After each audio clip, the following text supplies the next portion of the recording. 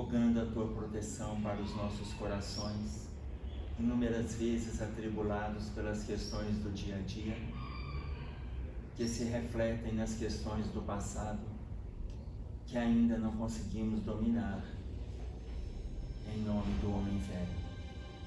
Rogamos, Senhor, que a tua paz possa se fazer presente no nosso ambiente, mas também nas nossas mentes, para que saibamos refletir as palavras dos Espíritos, que tanto tem trazido nesse final de tempos, para que saibamos da melhor maneira desfrutar do teu Evangelho.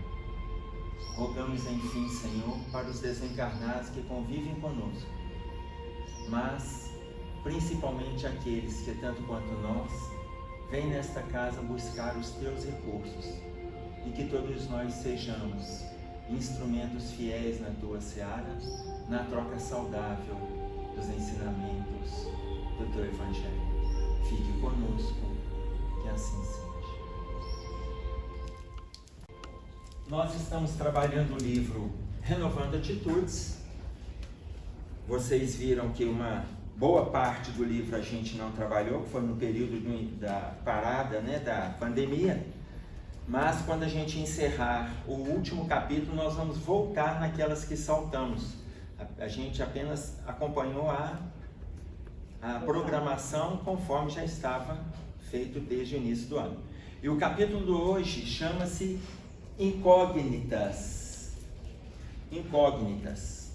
Comentando sempre um trechinho do Evangelho segundo o Espiritismo, e o trechinho do Evangelho é assim, capítulo 10 do Evangelho, o item 18, que é bem-aventurados os misericordiosos. Todos tendes más tendências a vencer, defeitos a corrigir, hábitos a modificar. Todos tendes um fardo, mais ou menos pesado, a depor para escalar o cume da montanha do progresso. Por que, pois, serdes tão clarividentes para com o próximo e cegos em relação a vós mesmos? Então esse é o trechinho do Evangelho. Eu vou pegar só 2 pedacinhos desse trechinho. Todos tendes más tendências a vencer, defeitos a corrigir, hábitos a modificar. Todo mundo tem dificuldade, concorda? Não senti firmeza na resposta. Tem gente ainda achando que está aqui em missão. Aqui, todos tendes más tendências a vencer e defeitos a corrigir. Todo mundo tem dificuldades. Nós não sabemos o grau da dificuldade, não sabemos o grau do transtorno que promovemos lá atrás, não sabemos como será a consequência que vamos abraçar nessa, mas todos temos. Ah, mas como avaliar se o outro está melhor? Não tem jeito de fazer essa avaliação, e nem pior, e nem é necessário, nem melhor, nem pior, e nem é necessário. A única coisa que a gente pode ter certeza neste momento, é que entre Hitler e Francisco de Assis, achamos todos nós. Não ficou legal a gente ter esse parâmetro? Nem estamos no nível de Francisco de Assis e nem estamos no nível de Hitler e as dificuldades que ele aprontou numa única encarnação. Tá claro? Se a gente comparar a nossa, não estamos entre um e outro, ok? Ok. Aí ele coloca lá, por que a gente é tão clarividente para com o próximo e cegos em relação a nós mesmos? Incomoda muito a gente se olhar, né? Quem fala? Quem fala é ótimo.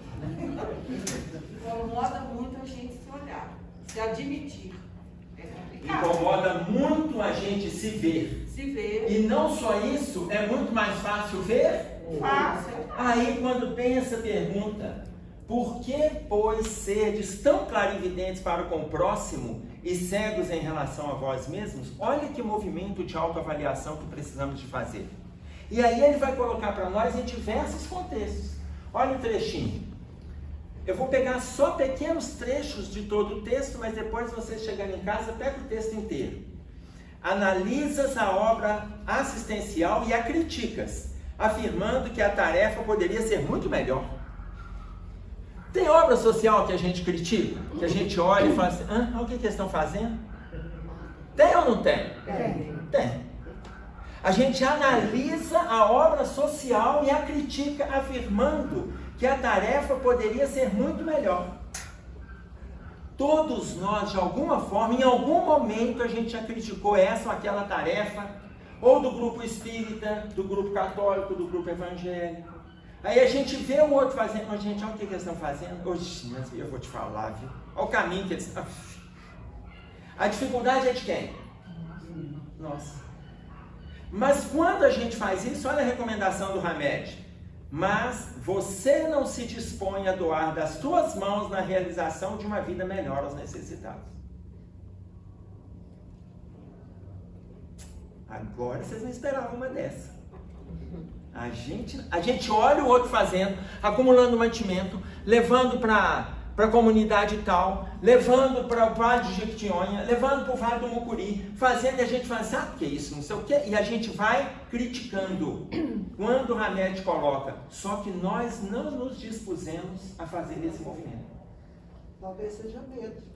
De Por ser medo? Futuramente criticado também.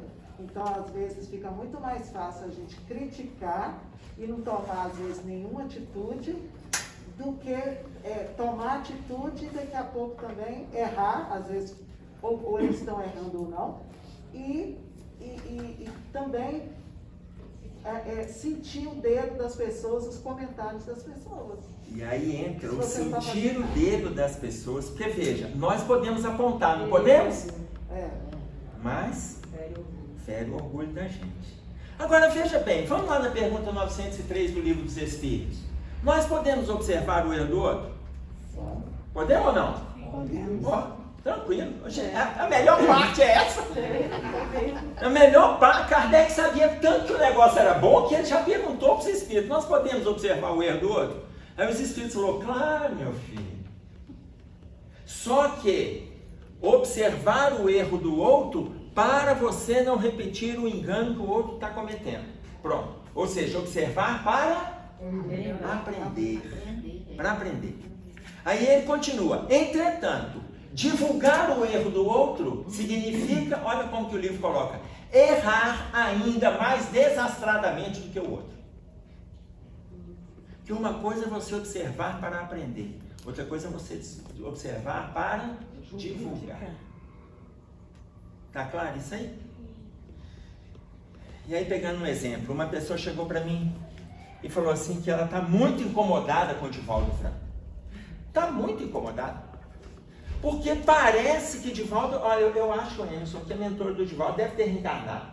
Porque o Divaldo está falando umas bobagens, antes ele falava direcionado, agora ele está falando umas bobagens. Eu falei assim, olha, para chegar no ponto que está um Divaldo Franco e ele falar bobagem, eu penso que você precisa avaliar a sua avaliação. Avalie a sua avaliação em relação a ele. Porque mesmo que a mentora esteja desencarnada, ele está sempre bem assessorado. Está sempre bem. Então, não é um espírito que é o responsável por nós. Existe um grupo, depende da tarefa que a gente abraça. Nós temos um grupo e temos um orientador. Mas temos um grupo que está nos orientando. Aí ela pegou e foi fazendo colocações. Aí já passou para colocações assim agressivas em relação a alguns posicionamentos. E aí que ela não me valia, eu falei assim, filha, deixa eu te falar uma coisa. Já que você está excedendo, a obra que o Divaldo Franco construiu, a obra tem 80 mil metros quadrados. A obra que ele construiu. Atendendo mais de 3 mil crianças por mês. Ah, mas isso aí ela foi alterando o tom. Eu falei assim, deixa eu te falar uma coisa. Me fala só qual obra social você já se envolveu, para a gente poder ter um diálogo mais aberto. Emerson, você é chato demais. Você está entendendo? Por quê? Porque é mais fácil eu criticar a obra do outro, independente do tamanho da obra do outro, do acesso que o outro está tendo, da disponibilidade com que ele está se envolvendo. É muito mais fácil, gente. E é isso que o remédio coloca. Agora, só que ele está dando um exemplo da área social. Aí ele fala assim, analisas o expositor e o criticas. Gente, cuidado. Cuidado como é que vocês vão sair daqui hoje, hein? Ah lá, hein? Aqui. Analisas o expositor e o criticas, argumentando que a narrativa poderia ser mais convincente e menos enfadonha.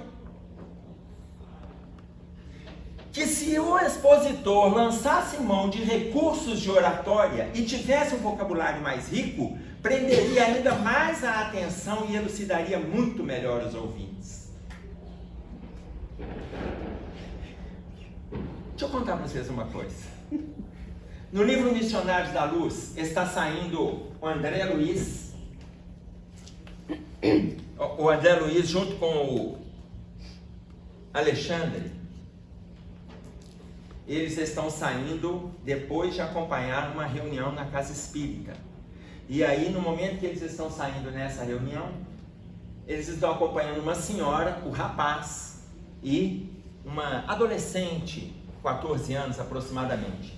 E aí o Alexandre fala, vamos acompanhar esta família para a gente ver como que eles estão saindo da Casa Espírita. Aí no momento que eles estão saindo, a mãe e o rapaz, o filho dela, começa a falar, nossa, a reunião foi boa, né? A palestra foi boa. Aí ele chega e fala assim, mas falar lá na frente é fácil, o difícil é viver o dia a dia, com esse contexto que a gente está inserido e tal. Aí a mãe chega e fala, não, aí é difícil mesmo, aí você tem razão, vai ficando mais difícil. Aí as entidades obsessoras daquele lar começam a aproximar da família, porque elas nem entraram na Casa Espírita, ficaram lá fora. E aí ele fala assim, não, aí é difícil mesmo. A hora que Alexandre viu que as entidades estavam aproximando, ele coloca a mão na mente da garota que saiu da sala da mocidade e ela começa a falar, gente, mas nós não podemos abraçar esse pessimismo.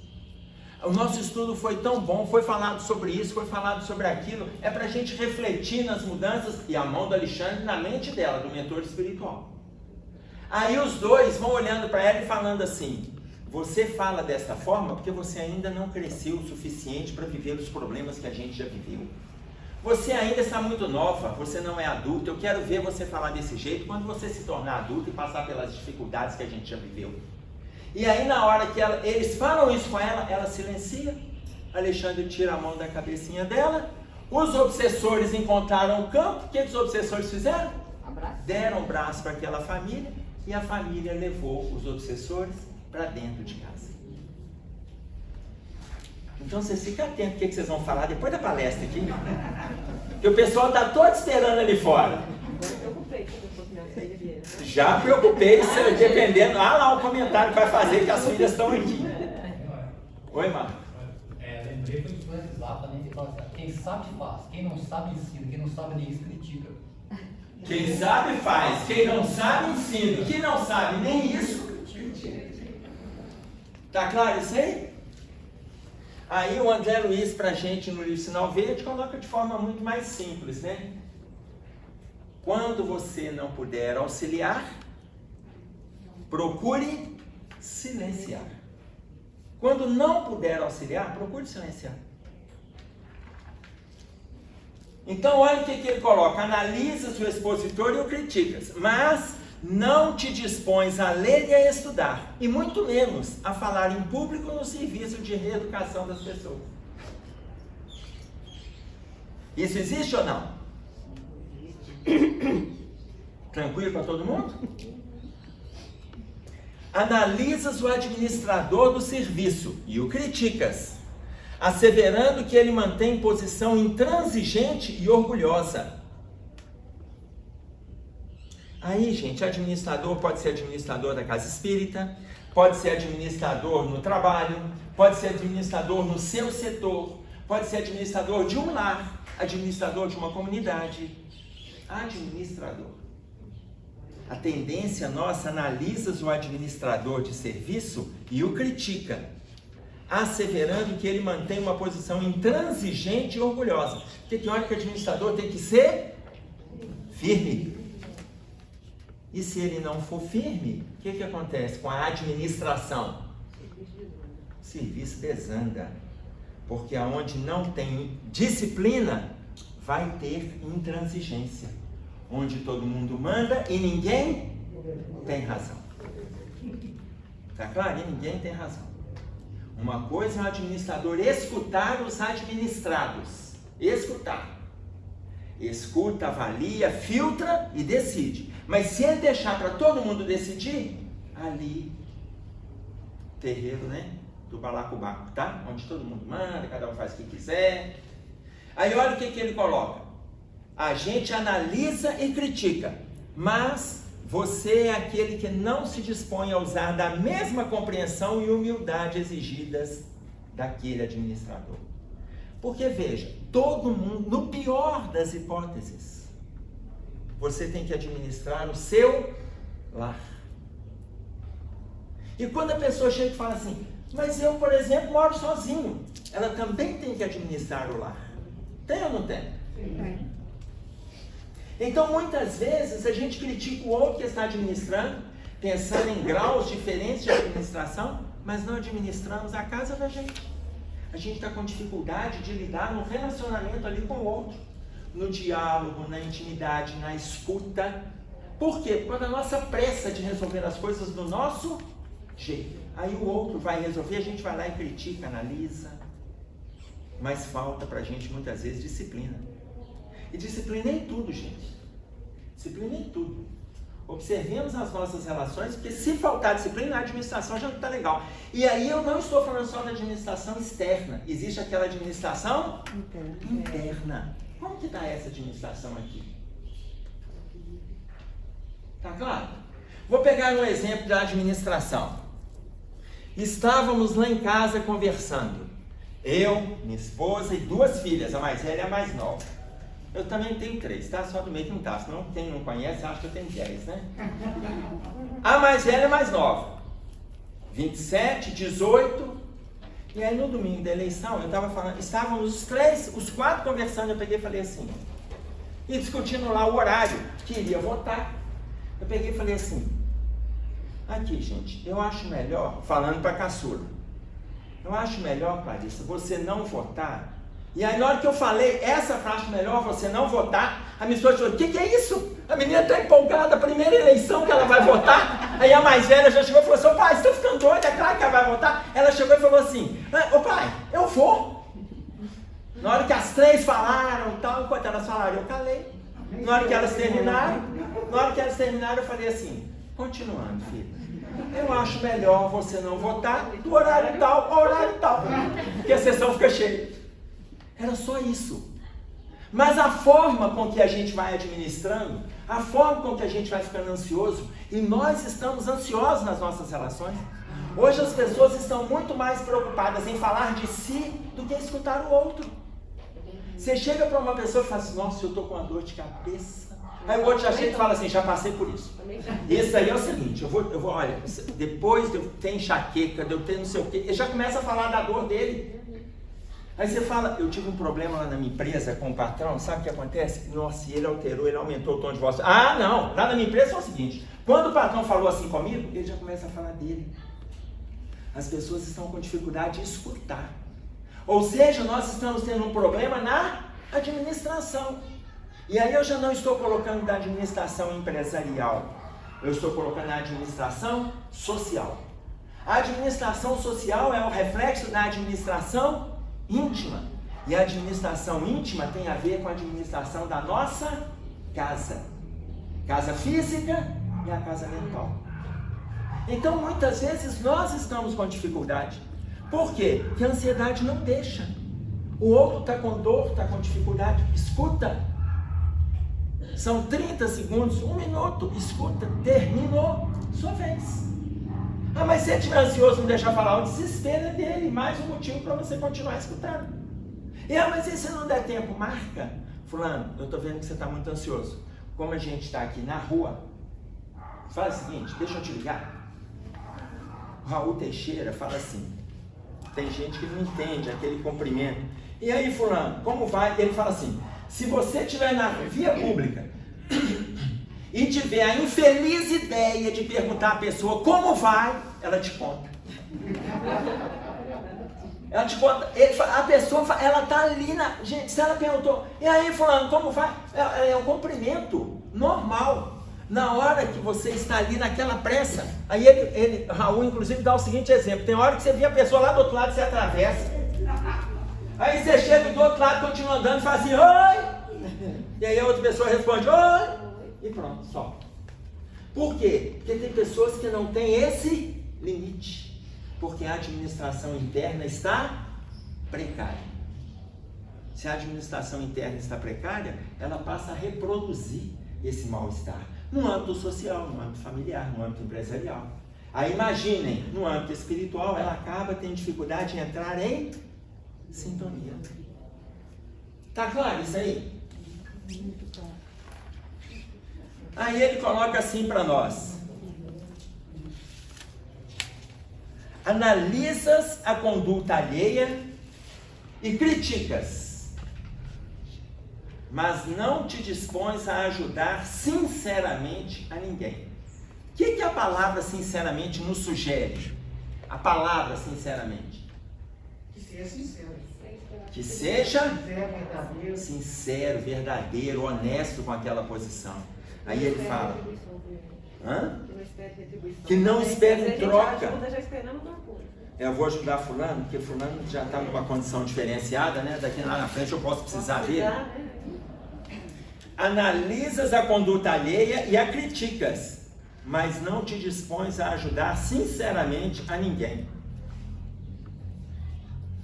E aí é muito curioso, porque o André Luiz, no livro Sinal Verde, no capítulo 36, ele coloca assim, gente, tá no capítulo 36 do livro Sinal Verde, eu vou colocar a frase, depois vocês consultam lá, pega essa frase, digita e bota na geladeira, olha para ela todo dia, você vai ver essa frase. Eu não estou falando de brincadeira, né? Porque eu olho para ela todo dia. Toda vez que criticamos alguém, temos a obrigação moral de fazer melhor que esse alguém a tarefa em pauta. Eu vou repetir pausadamente, quase dividindo em sílabas. Toda vez que criticamos alguém, temos a obrigação moral de fazer melhor que esse alguém a tarefa em pauta. Criticou o filho, o marido, a esposa, o colega do trabalho, o pai, a mãe, o vizinho, criticou. Observa aquilo que você está criticando. Por quê?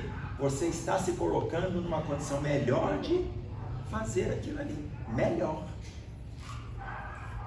E aí vem o primeiro item que nós discutimos do Evangelho. Todos nós temos dificuldades, defeitos, problemas. Aquilo que eu critico em alguém pode ser coisa que nem eu dei conta, mas eu não tentei. Tá claro? Tem dúvida? Facinho demais, não tá? É Sinal Verde? Qual que é? Capítulo 36.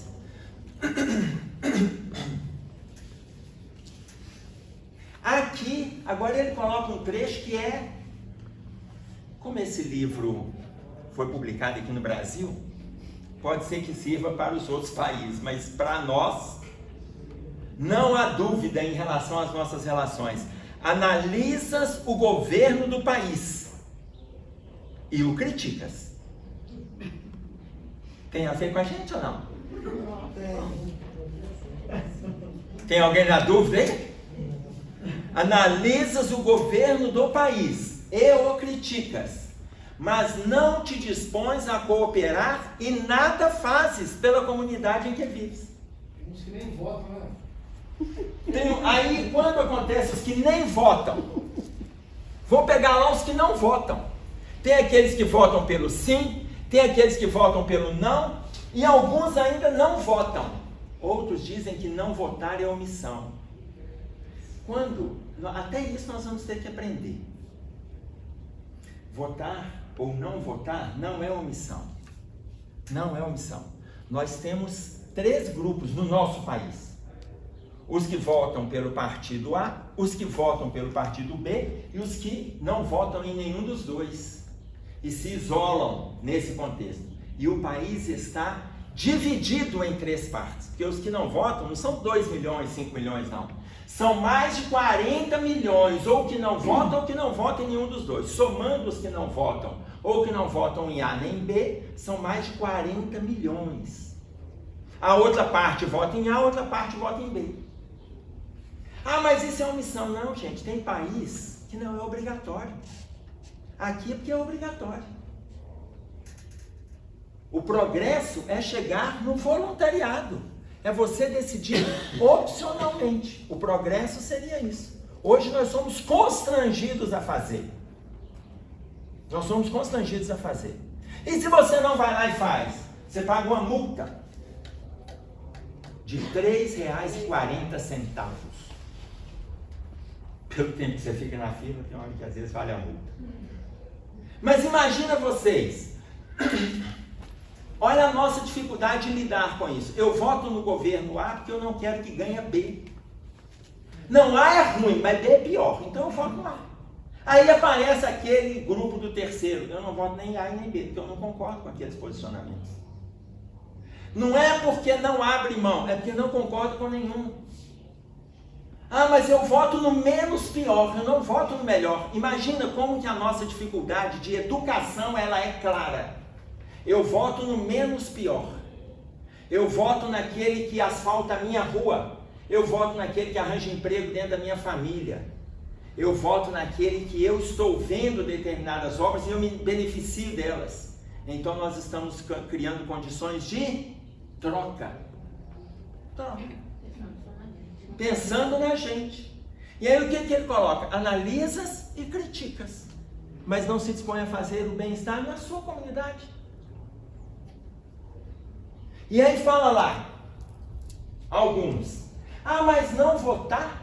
Votar é exercício de cidadania. É um dos exercícios de cidadania. Fazer o bem para a comunidade é o outro exercício de cidadania. Você ajudar esse que está na via pública é exercício de cidadania. Você trabalhar numa instituição filantrópica é exercício de cidadania. Você favorecer uma discussão saudável em vez da crítica agressiva é exercício de cidadania.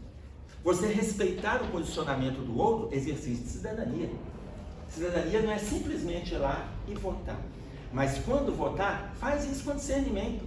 Tem alguém que te agrada? Agrada o candidato A, vota. Me agrada o candidato B, vota.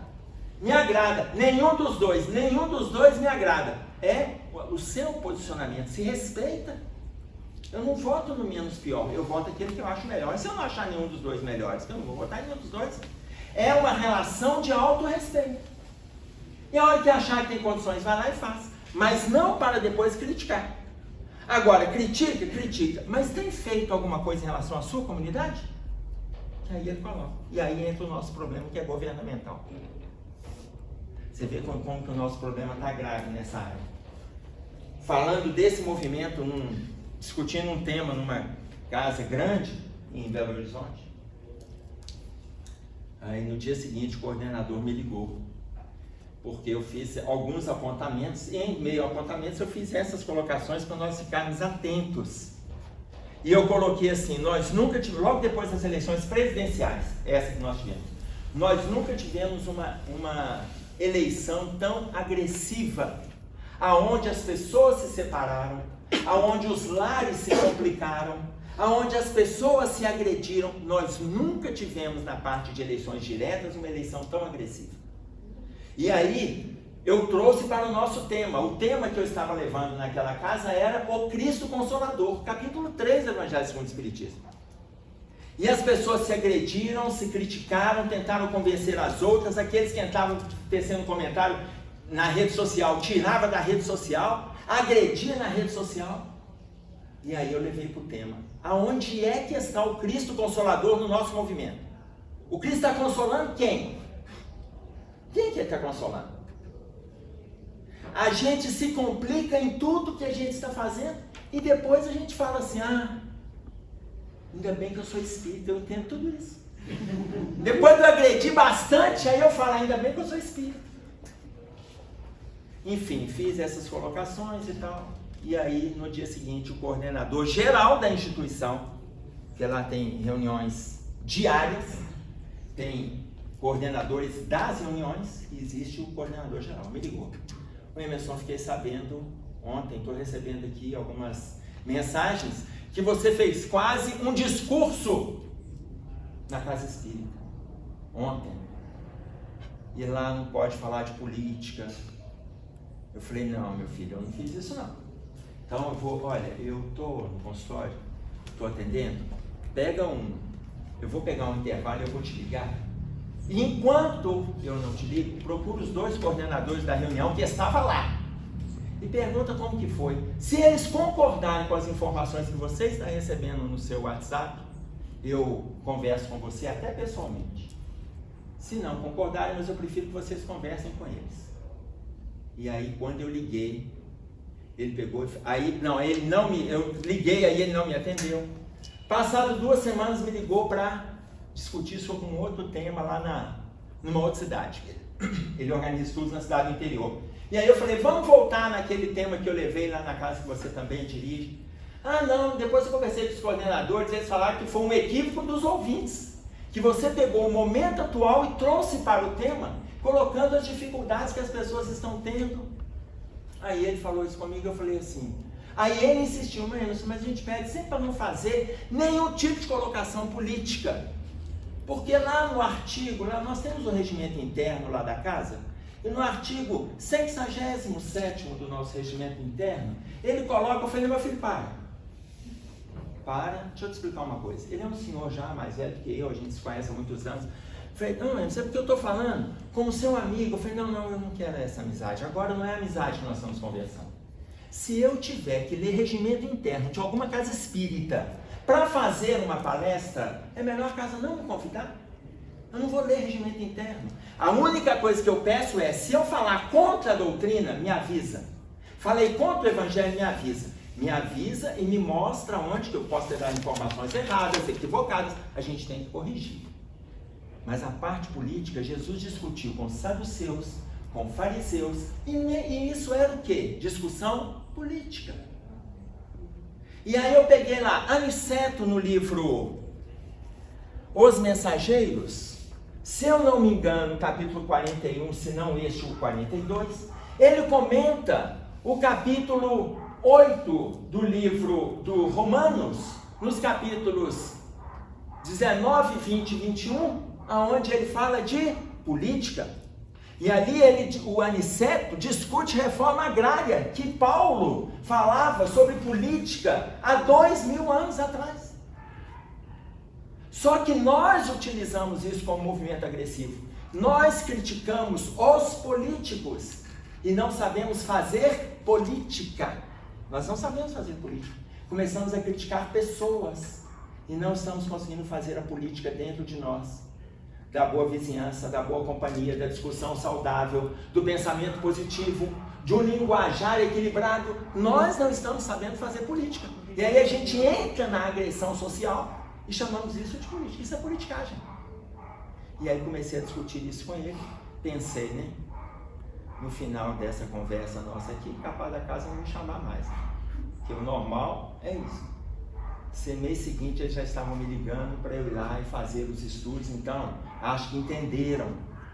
Porque é só trazer o exemplo do evangelho, gente. Não tem nada que está fugindo do que a gente está assistindo.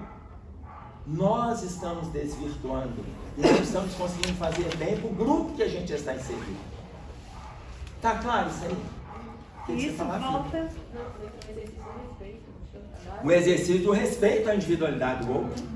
Oi, Arlete. E isso volta quando você critica o expositor, quer dizer, mandar o WhatsApp para ele fazendo uma crítica, né? Sem ter entendido ou mesmo querendo que você tivesse favorecido a opinião deles. Sim. Nossa, não é opinião nossa. E aí a gente coloca o Cristo Consolador. Nós colocamos que a doutrina espírita é a consoladora prometida por Jesus. E alguém está se consolando com a doutrina? A pessoa xinga, briga, chora, desespera, entra em solidão, se debate em depressão, depois de criar muito mal-estar, fala assim, ainda bem que eu sou espírita, eu entendo tudo isso. Gente, se nós somos espíritas e entendemos tudo isso, nós somos os primeiros a não passar pelo desespero que os outros estão passando. Nós somos os primeiros, ou precisamos ser os primeiros, a criar uma situação de bem-estar nas nossas relações. Mas é a gente que cria as dificuldades. Tem no livro, se eu não me engano, é No Céu e Inferno, tem um item assim: por que o espírita não tem medo da morte? Eu tenho um amigo que ele montou um curso sobre a morte na Casa Espírita. Ele montou o curso, divulgou, mais de um mês divulgou na rede social, que ia ter um curso a respeito da morte e tal. Primeiro dia, não tinha ninguém. Ele abandonou o curso.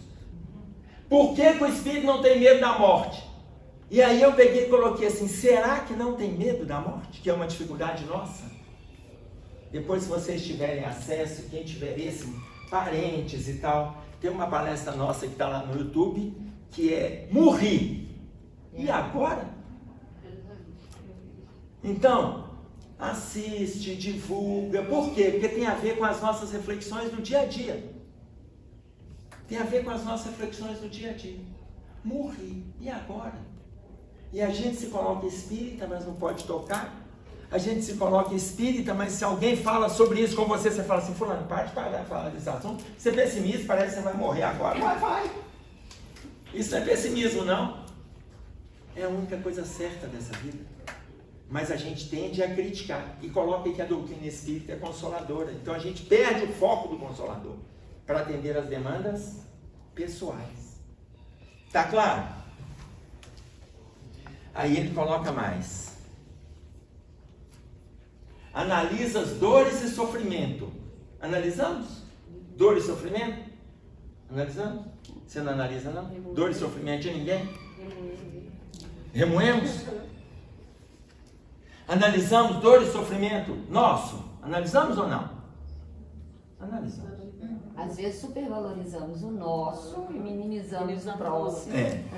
Supervalorizamos o nosso e desvalorizamos o sofrimento do outro. O outro, nossa Senhora. Analisamos ou não? Aí ele coloca lá: analisa as dores e o sofrimento e critica a vida. Gente, essa vida é difícil demais. Não falamos isso? Falamos. Criticamos a vida. Aí ele coloca lá: mas não te dispões ao movimento de autorrenovação. Não te dispões. Imagina vocês. Nós achamos que o nosso sofrimento é grande. No Evangelho segundo o Espiritismo, no capítulo 5, Bem-aventurados aflitos, tem um item que se chama Motivos de Resignação. Se eu não me engano, o item 11 do Evangelho segundo o Espiritismo. O item 11. Motivos de resignação. Confirma para mim, só para a gente confirmar aqui para o registro. Motivos de resignação. Aí ele tem um exemplo muito legal.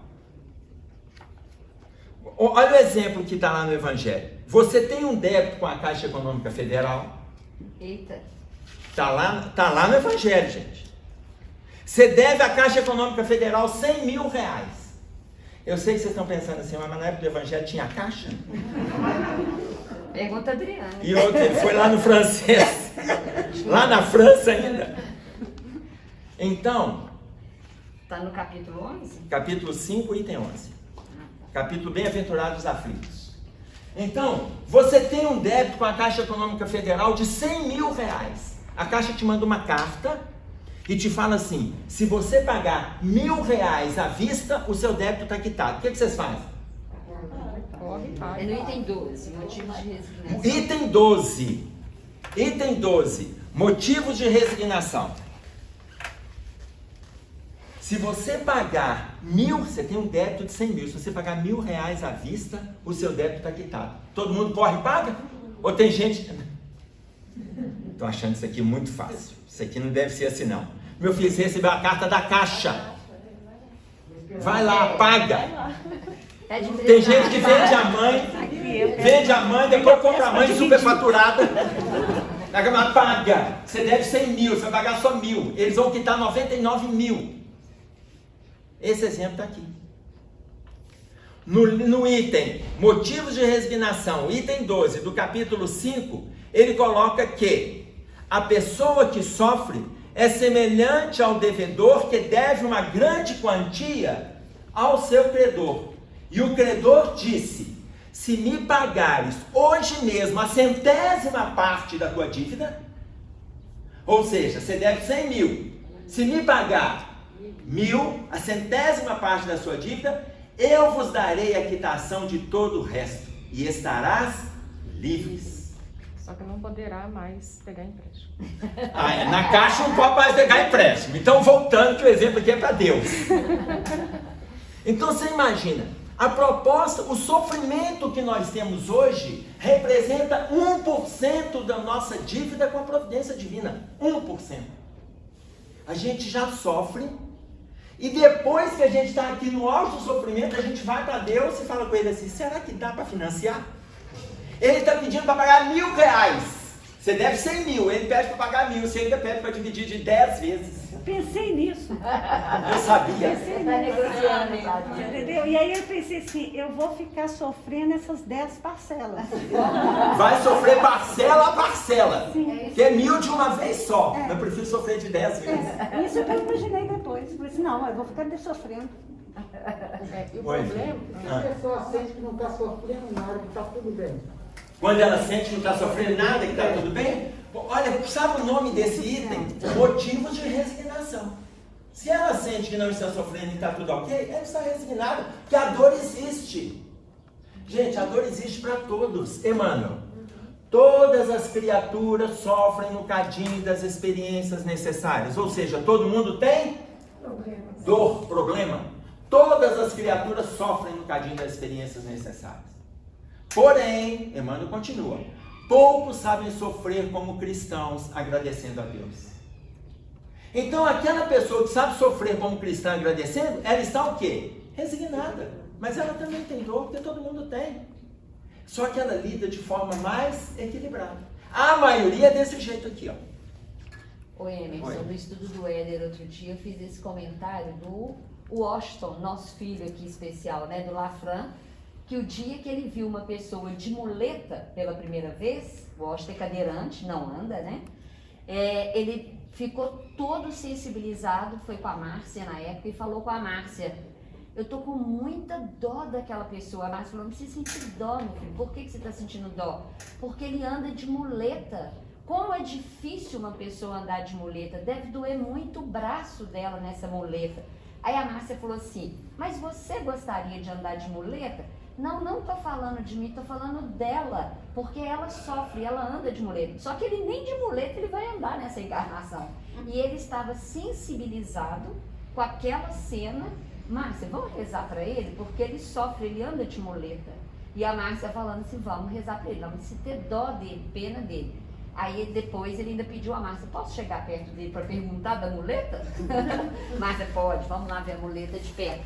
Olha pra você ver, o menino que nasceu com a paralisia que ele tem, que não tem a perspectiva de andar, mas que a cadeira de roda para ele é um mundo muito melhor do que uma muleta. Sim. Então é uma resignação num nível muito mais elevado. Que não deixa de ser uma lição pra gente Nossa nesse Senhora, contexto, né? né? Eu sou, vai ver também dele sou. cantando as músicas. Sim, Ele cantando, não ouvindo reza para as rádio. pessoas que não têm pai. Satisfação tá aí. Porque não tem Tá. pai é a coisa mais triste do mundo. Ele falou: uma pessoa que não tem pai deve sofrer muito, porque nós temos pai. Eu falei: isso mesmo. Eu acho que é Agora, você pega esse exemplo. É muita empatia. Você pega esse exemplo, quando ele coloca aqui: não te dispões a renovar-te, analisando dores e sofrimentos e criticando a vida. E você tem dificuldade? Tem. Todos têm. Não é para avaliar quem sofre mais. Por quê? Porque a condição de sofrer mais ou sofrer menos depende da necessidade de cada um. E não é a nossa ótica. Eu vejo a pessoa no sofrimento X, é muito sofrimento. Eu não posso menosprezar. Mas eu não posso potencializar. Mas eu tenho, fulano tem, o outro tem. Todos nós temos dificuldades. A gente não minimiza e não potencializa. E cada um vai lidar com a sua dor. E se o outro não tiver o conhecimento que a gente tem, que a gente esteja preparado com a escuta. Para ver o que a gente pode oferecer para ele. Vocês viram que o tempo todo ele vai colocando sobre a nossa questão de criticar. Depois eu queria que vocês pegassem lá, associada a essa página, o livro Sinal Verde, no capítulo intitulado Temas da Crítica. Lê lá. É simples, é rico. Lê o capítulo. Oi, filho. Oi, Emerson. Eu vi isso muito também na pandemia. Naqueles, praticamente, de março, abril, maio, até setembro, outubro, né? Uns 6 meses que as pessoas praticamente ficavam mais restritas à casa, eu percebi muito, eu tinha vários clientes, e o desespero, chegava a ser desesperador para a pessoa ficar dentro de casa. Eu não estava acostumada de maneira alguma. E essa semana eu achei engraçado, quando eu vi nas redes sociais, pessoas que foram dispensadas do serviço e tiveram que trabalhar em casa, principalmente lá, era um grupo de mulheres que nunca tinha feito comida. Uma lasanha, um bolo, inclusive estavam até as fotos dos bolos lá. Falei, gente, coitadas. Então, elas assim, qual foi a maior dificuldade que vocês tiveram? Gente, de fazer alimento. A gente não sabia como fazer comida. E aí comecei, eu não podia comprar. Então, ela falou assim, foi um desespero total. Ela ter pessoas dentro de casa para ela alimentar e ela não saber fazer um bolo. Você vê que é uma situação delicada, porque a pessoa está tendo que aprender em cima de um sofrimento, mas de uma dificuldade agravada pela própria pessoa.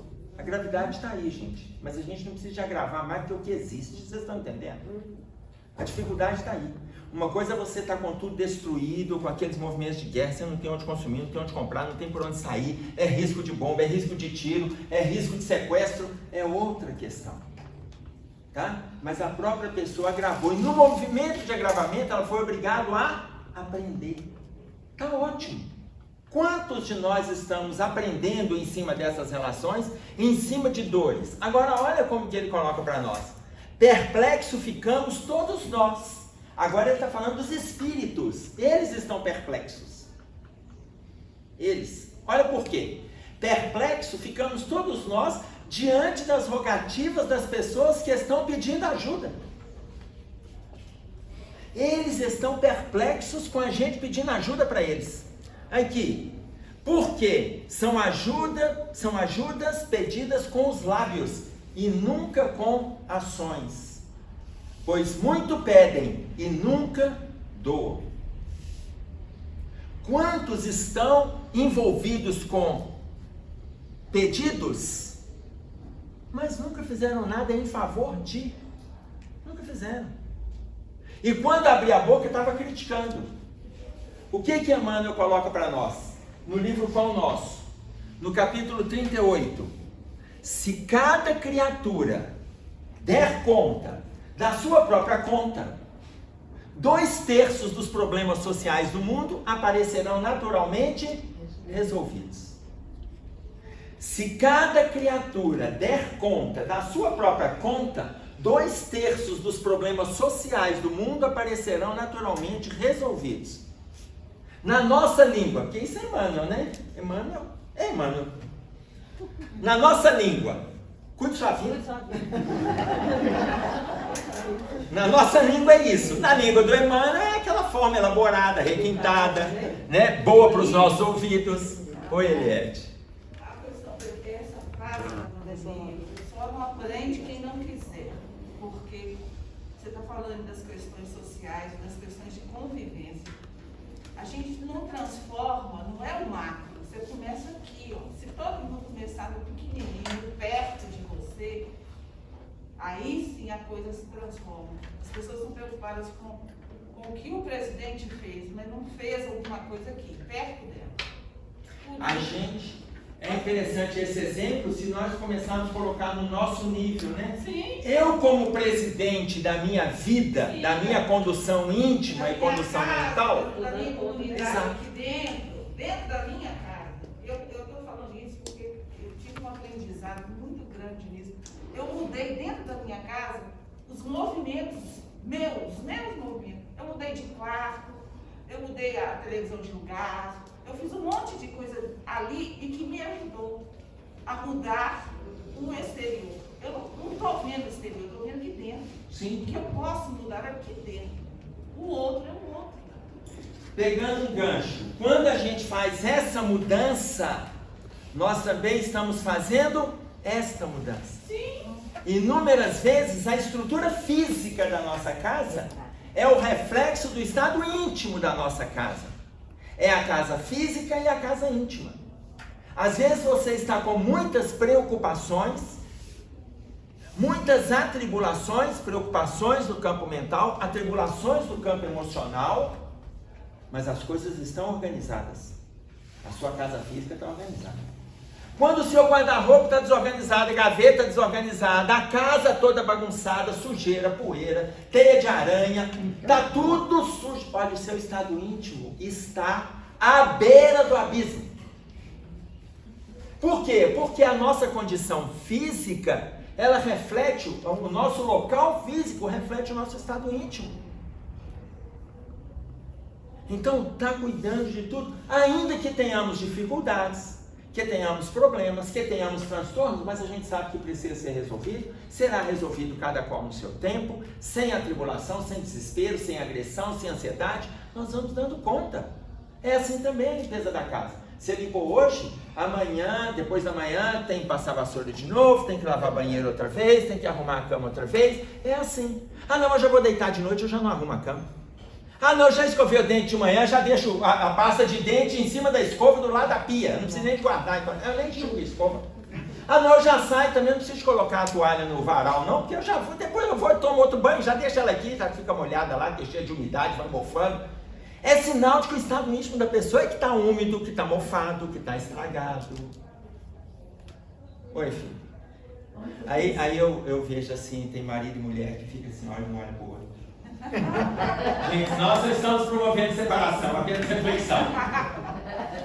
Pode falar. Ontem eu estava assistindo o Bolsonaro, a palestra dele, Sim.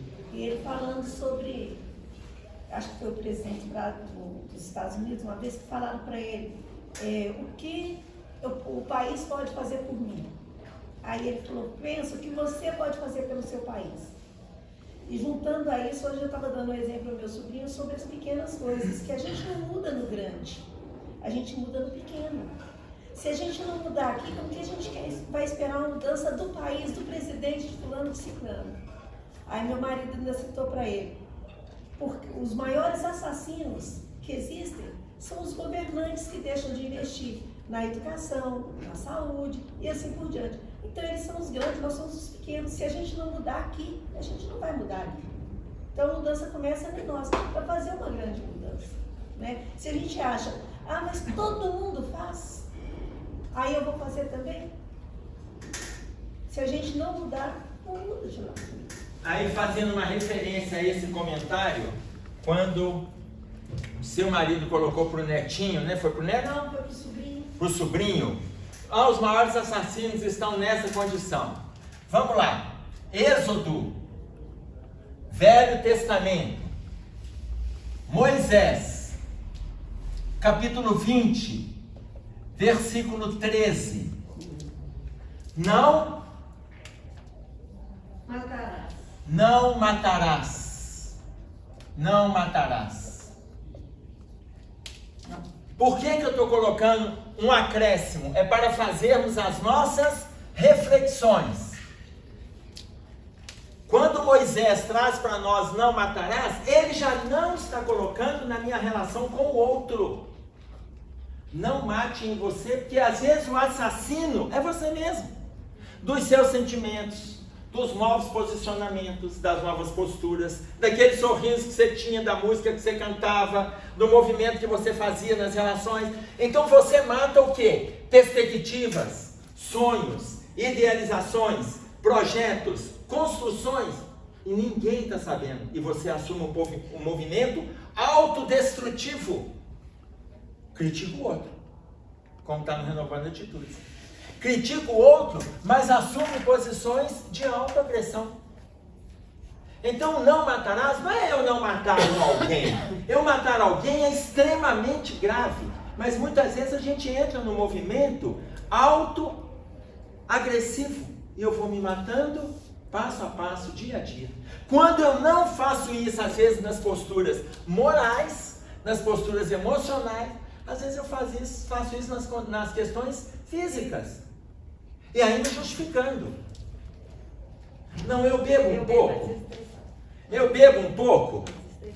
É para desestressar. Eu bebo para desestressar. Ah, não, eu bebo um pouco para poder abrir o apetite. Que assim, o médico me receitou que eu posso beber um pouquinho no almoço, assim, só um cálice, para abrir o apetite.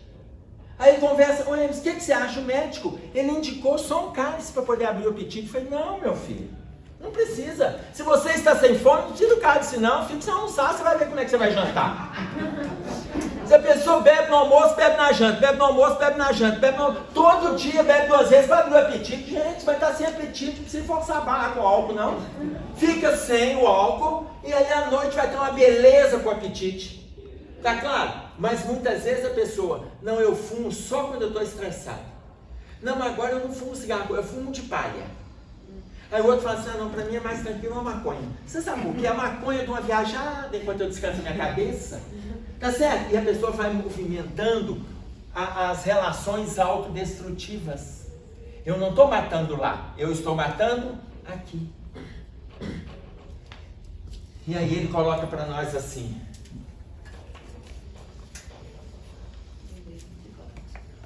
Perplexos ficamos todos nós diante das rogativas das pessoas que solicitam ajuda com os lábios e nunca com ações. Muito pedem e nunca doam. Mas, lá no último parágrafo ele diz assim, para que não sejas uma incógnita na vida de Deus, a vida que Deus te proporcionou, para que não sejas uma incógnita, não faças crítica pela crítica, mas sim trabalha como e quanto puderes. Não faça crítica pela crítica. Trabalha o que puder fazer. Como e quanto. Como e quanto. Eu estava falando de relacionamento, eu lembrei desse caso. Fala alto para nós. Eu estava falando de relacionamento, eu lembrei daquele caso que eu acho que você colocou da janela. Que a mulher todo dia olhava pela janela a roupa da vizinha suja. E ela todo dia falava mal da vizinha com o marido, então elas estavam nas refeições. Aí, não, mas ela não atende, a roupa tá escura, tá manchada, tá feia. Aí ela acordou um dia, olhou para a janela e falou, nossa, ela aprendeu a lavar roupa. E falou, não, eu lavei a nossa janela. Você vê como tem a questão do julgamento. Todos os dias ela olhava o varal, lembra dessa historinha? Sim. Olhava o varal e via a roupa que a vizinha colocava no varal, roupa suja. E aí ela sempre comentava com o marido. Num determinado dia que ela olhou de novo, e aí ela foi comentar com o marido, olha, agora ela lavou a roupa, e ele falou, não, eu é que lavei a nossa janela. Por quê? Porque muitas vezes a nossa ótica está equivocada. A nossa ótica está contaminada. Quando nós fazemos esse movimento de contaminar a nossa ótica, nós perdemos a oportunidade de nos ajudarmos. E aí, nós vamos fechar. Esse livrinho chama-se De Ânimo Firme. De Ânimo Firme, do irmão José. Veja o capítulo 27, que se chama Perguntas. Perguntas. Vamos refletir nessas perguntas que ele está trazendo aqui, que é para a gente fechar o nosso tempo. Perguntas. Qual a preocupação em que se te centraliza a existência? O que queres da vida? O que buscas em teu caminho? Prestígio? Fama? Poder? Tudo isso é pó que se desfaz. Contempla o teu próprio retrato de 20 anos atrás. Gente, eu estou lendo pausado, isso é para a gente avaliar. Contempla o teu próprio retrato de 20 anos atrás. Se sobreviveres mais 20 anos no corpo, não te será difícil imaginar como você estará. Contempla os últimos 20 anos, o estado que você está. Ou seja, ele está pedindo para a gente mudar quando? Hoje. Agora. Tá claro? Porque se em 20 anos nós não fizemos, não é difícil imaginar como você estará nos próximos 20 anos.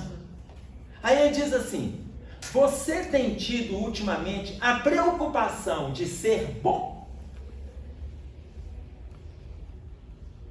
Você tem tido essa preocupação de ser bom? Do que está cheio o seu coração? Com o que você pretende um dia te apresentar no tribunal da divina justiça?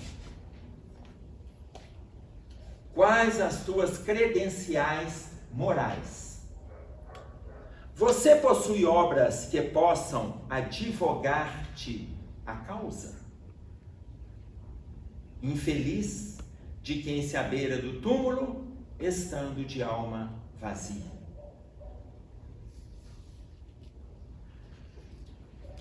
Então veja, para a nossa reflexão, capítulo 27 do livro De Ânimo Firme. Perguntas do irmão José. Perguntas. É importante que a gente reflita no posicionamento do outro? Para aprendermos com a experiência.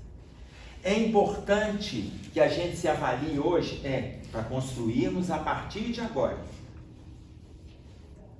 Mas a vida do outro, ela é do outro. O que o outro também pensa a meu respeito é problema dele. O que ele fala a meu respeito é problema dele de novo. Às vezes a gente apela, né? A gente não tem nem que ficar satisfeito com o elogio e nem ficar agressivo com a agressão ou a maledicência do outro. Nada. O que o outro fala a seu respeito é problema dele. Se for positivo, é a visão dele. Se for negativo, ainda é a visão dele, gente. Porque o nosso problema é com Deus.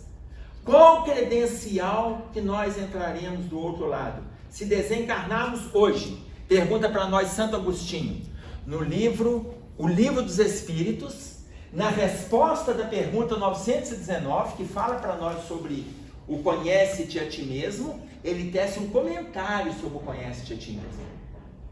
Um comentário. Nesse comentário ele pede para a gente fazer 4 questões. 4 questões. E ele coloca assim: quando colocar a cabeça no travesseiro, faça uma reflexão no seu dia. Olha a questão interna. Faça uma reflexão no seu dia. Veja as pessoas que você se incomodou, as pessoas que te incomodaram, e reflita o que posicionamento que pode ser modificado a partir daí. Primeira reflexão: quando colocar a cabeça no travesseiro. Segundo, o que tem dito a seu respeito? Não, essa é a 4ª. Segundo, se você desencarnar esta noite, o que você tem para apresentar a Deus? Eu sei que vocês estão olhando para mim falando assim: eu também não vou hoje mesmo. Problema. Eu também não vou lugar em circular, meu Deus do céu. E se não for à noite, for agora na hora do almoço, né? Então, se você desencarnar essa noite, o que você tem para apresentar a Deus? Segunda questão. Terceira, o que você tem feito em relação ao próximo, a Deus e a si mesmo? Terceira. 4ª, se atente para o que as pessoas dizem a teu respeito. Olha só. Mas preocupe com a fala dos inimigos, porque é provável que os inimigos tenham razão. Então, o que o outro diz serve para a sua reflexão? Filtra e muda de posicionamento, porque aquilo está te ajudando. Não serve, filtra e joga tudo fora e continua a sua estrada. Se atente, ele fala: se atente para o que as pessoas dizem a teu respeito. Ele não fala para elogiar, não fala para contestar, não fala para agradecer, não fala para bajular, ele não fala nada. Se atente, só isso. Então atentemos-nos para esse texto que Hamed traz para a nossa reflexão do Renovando Atitudes. Ok? Pai nosso que estás nos céus, santificado seja o teu nome. Venha a nós o teu reino, seja feita a tua vontade, assim na terra como no céu. O pão nosso de cada dia nos dai hoje. Perdoe as nossas dívidas, assim como nós perdoamos os nossos devedores. Não nos deixeis cair em tentações, mas livra-nos do mal, porque teu é o reino, o poder e a glória para todo sempre.